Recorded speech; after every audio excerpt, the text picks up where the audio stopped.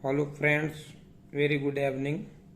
Once again I am with you after a long time as I was busy with some other works. Today I am with William Wordsworth. I am presenting some important points regarding the biography of William Wordsworth. So pay attention, and I think this will of course help you in your competitive exams. William Wordsworth was the son of John Wordsworth and Annie Cookson. He was born at Cockermouth. कॉकरमाउथ कहाँ है? Cumberland में. और beginning of his education is from infants school in Penrith. यानी Penrith में 1779 से लेकर के 1787 तक वो पढ़े थे. फिर उसके बाद में उन्होंने हाकसीड ग्रामर स्कूल अटेंड किया.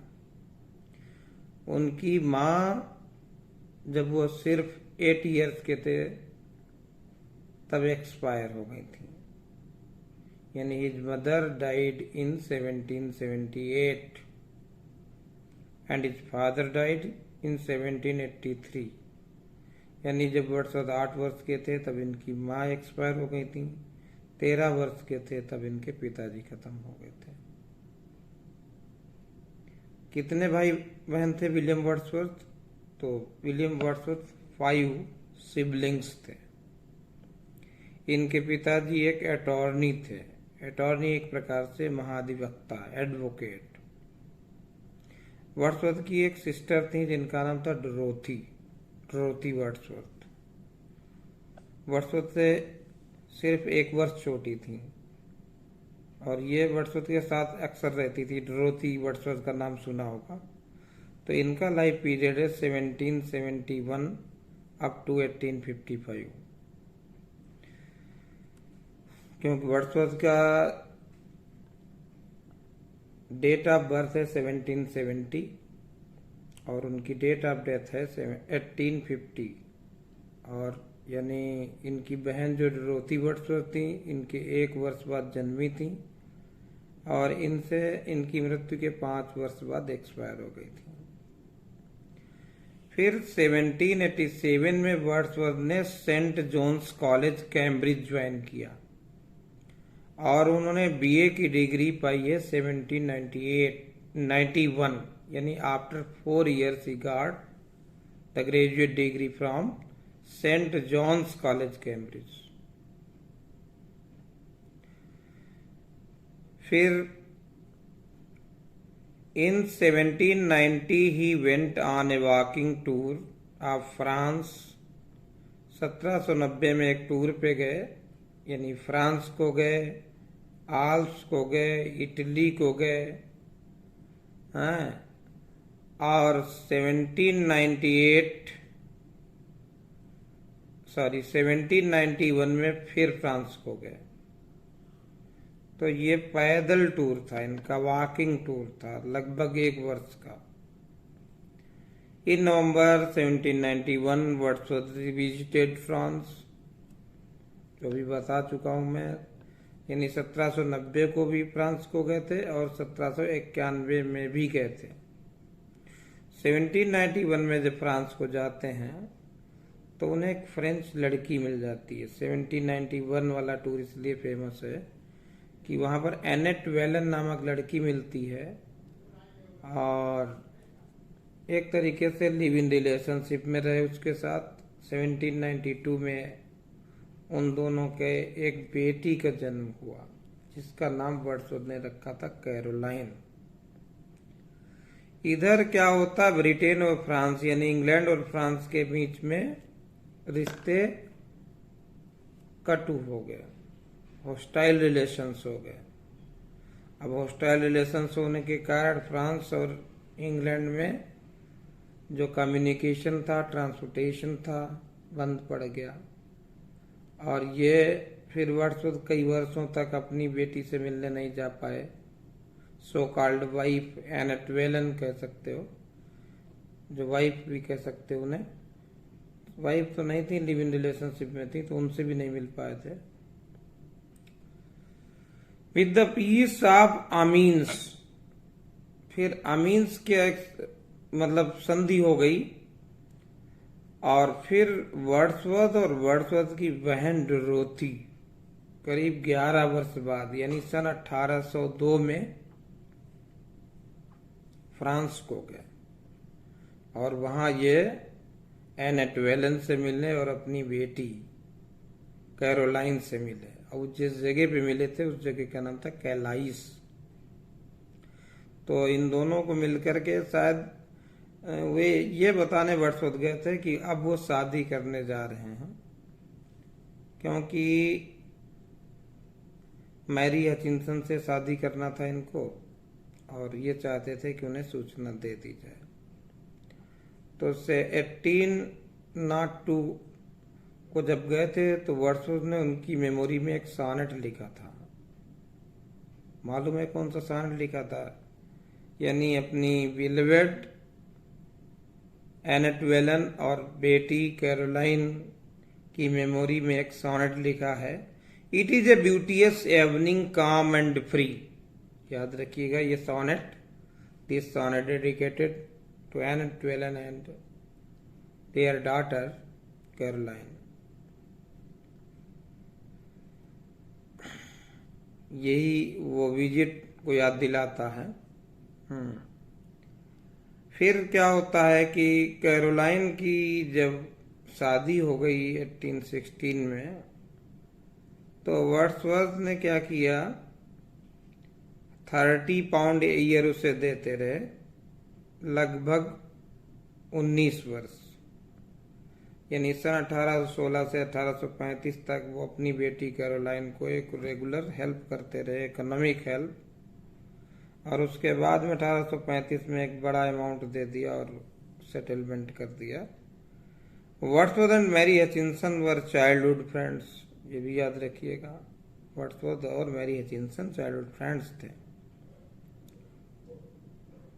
और मैरी हचिंसन से इन्होंने शादी की थी 4 अक्टूबर 1802 को, और मैरी हचिंसन की मृत्यु हुई थी 1859 को, यानी वर्ड्सवर्थ के मरने के 9 वर्ष बाद।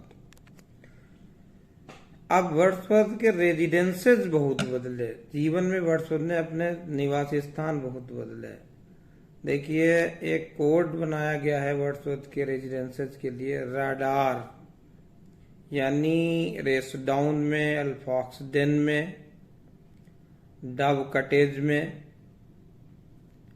एलन बैंक में और रिडल माउंट में। इतनी जगह पे वर्ड्सवर्थ रहे थे,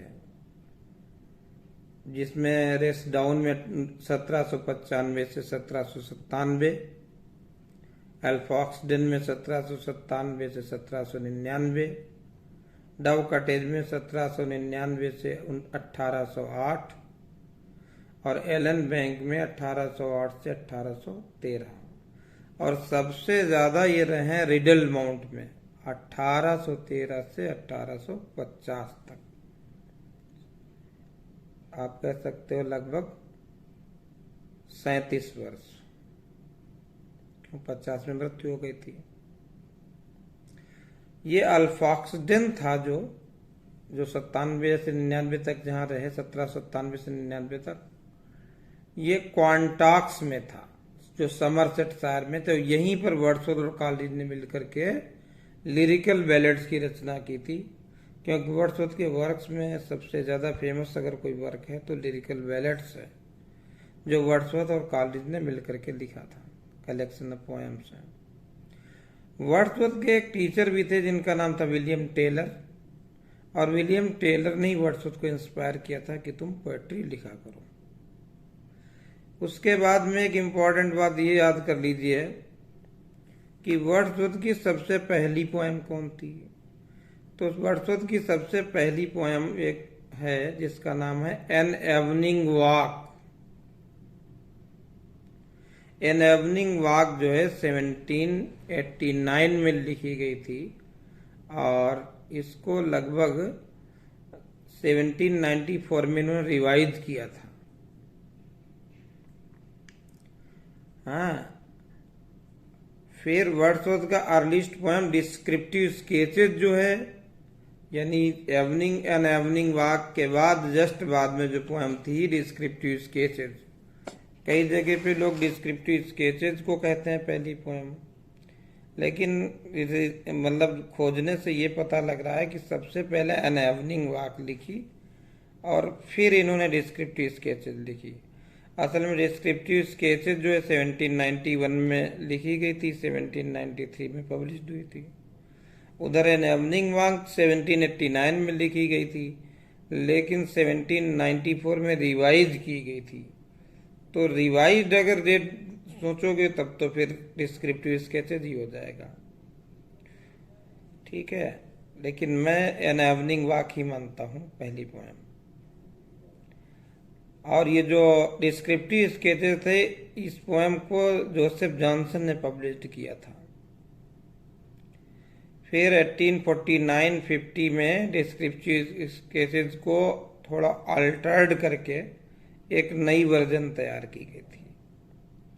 एक बात और याद रखिएगा कि An Evening Walk and Descriptive Sketches they are written in heroic couplets. ये याद रखने लायक बात है कि एन एवनिंग वॉक और डिस्क्रिप्टिव स्केचेस हीरोइक कपलेट्स में लिखे गए थे। You know that William Wordsworth was the representative poet of the Romantic age. He was a great nature poet, and it is said that the Romantic age started with the publication of William Wordsworth's lyrical ballads in 1798, and it is said that the Romantic age came to an end with the death of William Wordsworth in 1850. So Wordsworth had a very important role, a lion's share in the development of the Romantic poetry. Now, an important thing, Wordsworth ने lyrical ballads को 1798 में लिखा, लेकिन 1800 में फिर उसका publication आया, जिसमें वर्ड्सवर्थ ने क्या किया कि प्रीफेस लिखा, प्रीफेस टू लिरिकल बैलेड्स। और प्रीफेस में उन्होंने कहा कि कोई व्यक्ति जब कवि बनता है तो 4 स्टेजेस में बनता है। सबसे पहले वो ऑब्जर्वेशन करता है, किसी घटना को देखता है, रिकलेक्शन करता है, नंबर 2 रिकलेक्शन माने याद करता है, फिर कंटेम्पलेशन करता है, कंटेम्पलेशन में सोचता है, और फिर इमेजिनेटिव एक्साइटमेंट पैदा होता है, यानी कंपोजिशन का मन होता है। ये प्रीफेस टू लिरिकल बैलेड्स में जो 4 स्टेजेस ऑफ कंपोजिशन जो बताइए। और एक जगह एक कवि लोग बताते हैं, क्रिटिक्स बताते हैं कि 4 स्टेजेस नेचर की भी बताई वर्ड्सवर्थ ने, तो ये बताई है अपनी पोएम टिंटरनबे में भी, ये भी याद रखिएगा। 1798 में प्रीफेस टू लिरिकल बैलेड्स में जो टिंटरनबे का पब्लिकेशन हुआ, और इसमें 4 स्टेजेस बताई हैं इन्होंने नेचर की, stage of blood, stage of sense, stage of imagination और स्टेज ऑफ सोल। यानी blood, sense, imagination and soul. If somebody वो ask where from are these 4 stages taken, so you can very frankly reply that these 4 stages of nature are mentioned by William Wordsworth in his poem Tinternabbe। एक ये point याद रखने लायक है कि William Wordsworth और Coleridge की मुलाकात सबसे पहले कब हुई थी, तो सबसे पहली मुलाकात 1795 में हुई थी। और ये पूछा जाए कि जो लिरिकल बैलेड्स में है उसमें टोटल पोएम्स कितनी हैं, तो 23 हैं, जिसमें 19 poems are written by William Wordsworth and 5 poems are written by Coleridge. और first poem of lyrical ballads is the rhyme of the ancient mariner by Coleridge, and the last poem of the lyrical ballads is Tinternabbe by William Wordsworth. और after the death of Robert Southey in 1843, William Wordsworth became the poet laureate of England, और ये 1843 से 1850 तक poet laureate रहे England के। और ये जानिए कि वर्ड्सवर्थ के बाद कौन पोएट लॉरिएट था, तो वर्ड्सवर्थ के बाद में टेनिसन बने हैं। पहले कौन था? रॉबर्ट साउदे थे। और वर्ड्सवर्थ, 3 लोगों को लेक पोएट्स कहा जाता है। Important point, Wordsworth, Coleridge and Robert Southey. वैसे अपने टाइम पे रॉबर्ट साउदे पॉपुलर थे, लेकिन उतने पॉपुलर नहीं हो पाए जितने कि विलियम वर्ड्सवर्थ। हो सकता है कुछ पॉलिटिकल रीजन था, क्योंकि वर्ड्सवर्थ जो थे किंग के सपोर्टर थे। और लोगों ने क्या कहा है किसके लिए, वर्ड्सवर्थ के लिए क्या क्या कहा गया है, तो वो बाद में बताता हूं। पहले तो ये देख लीजिए कि जो लिरिकल बैलेट्स हैं इसके कई पब्लिकेशंस होते हैं और कम्पिटिटिव एग्जाम्स में बहुत पूछा जाता है। तो देखिए 1798 लिरिकल बैलेट्स, 1798 में ही एडवर्टीजमेंट आया था। फिर 1800 में प्रीफेस टू लिरिकल बैलेट्स आया। फिर 1802 में एक पब्लिकेशन हुआ जिसमें उन्होंने पोएटिक डिक्शन पर कुछ एक्स्ट्रा जोड़ दिया, अपेंडिक्स ऑन पोएटिक डिक्शन। और 1802 में ही अमेरिका में इसका पब्लिकेशन हुआ। फिर 1805 में इसका लास्ट पब्लिकेशन हुआ। ठीक, और एक प्रीफेस के लिए 1815 में प्रीफेस में भी कुछ एडेड किया था। तो in this way these are the important dates related to lyrical ballads. 1798 the lyrical ballads published, and in the same year an advertisement was given with the lyrical ballads. After 2 years in